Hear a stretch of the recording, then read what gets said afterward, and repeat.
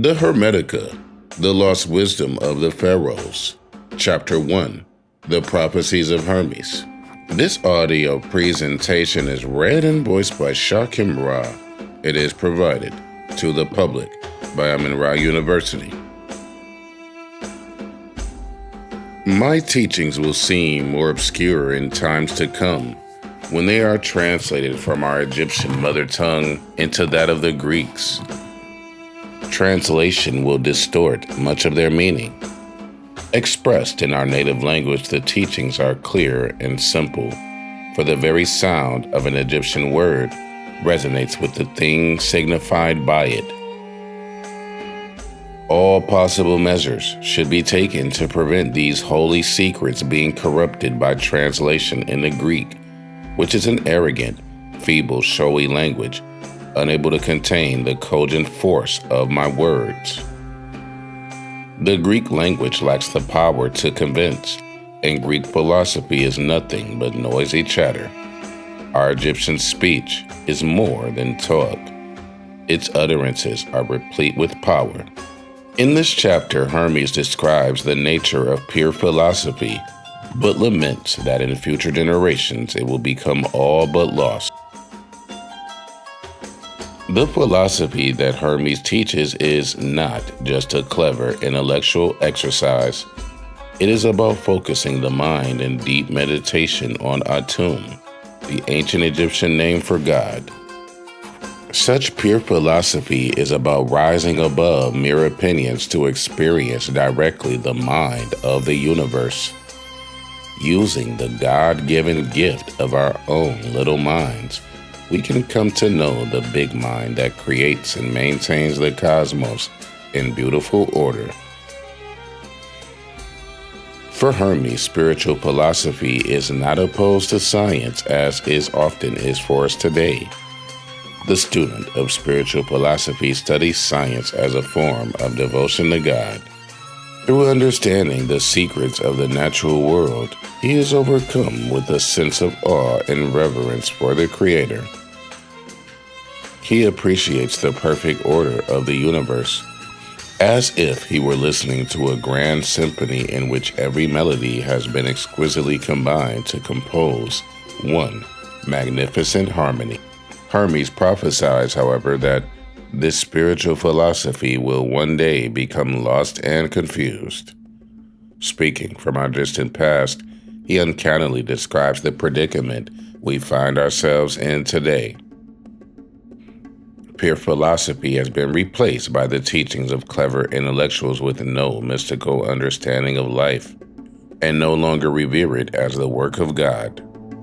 Spirituality has come to be dismissed by science as primitive superstition.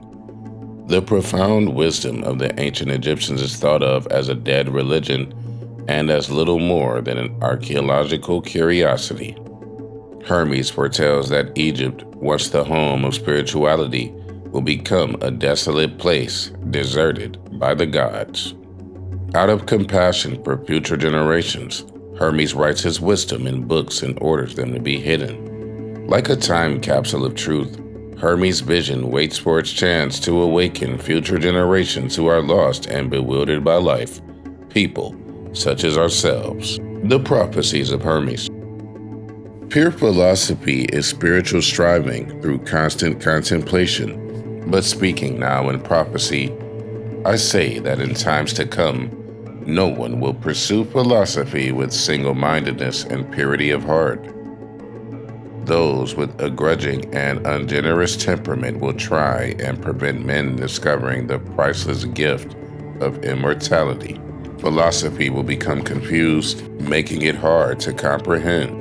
It will be corrupted by spurious speculation. It will be entangled with bewildering sciences like arithmetic, music, and geometry. The student of pure philosophy studies the sciences, not as fanciful theories, but as devotion to Atum, because they reveal a universe perfectly ordered by the power of number.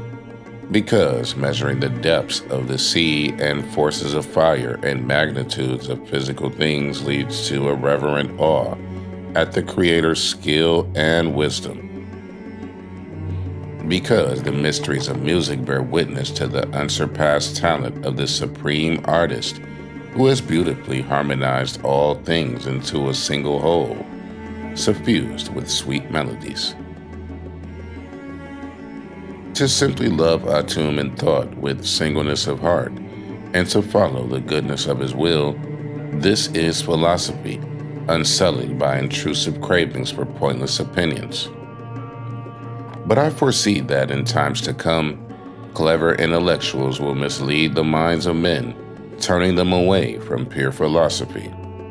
It will be taught that our sacred devotion was ineffectual, and the heartfelt piety and assiduous service with which we, Egyptians, honor Atum was a waste without reward. Egypt is an image of the heavens, and the whole cosmos dwells here, in this its sanctuary. But the gods will desert the earth and return to heaven, abandoning this land that was once the home of spirituality. Egypt will be forsaken and desolate, bereft of the presence of the gods. It will be overrun by foreigners who will neglect our sacred ways. This holy land of temples and shrines will be filled with corpses and funerals. The sacred Nile will be swollen with blood, and her waters will rise, utterly foul with gore. Does this make you weep? There is worse to follow. This land that was a spiritual teacher to all humankind, which loved the gods with such devotion that they were sent to sojourn here on the earth.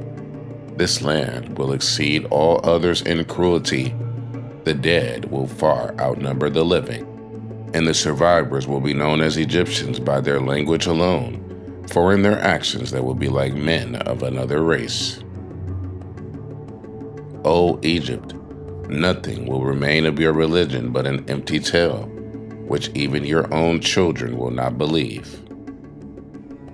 Nothing will be left to tell of your wisdom but old graven stones. Men will be weary of life and will cease seeing the universe as worthy of reverent wonder. Spirituality, the greatest of all blessings, will be threatened with extinction and believed a burden to be scorned.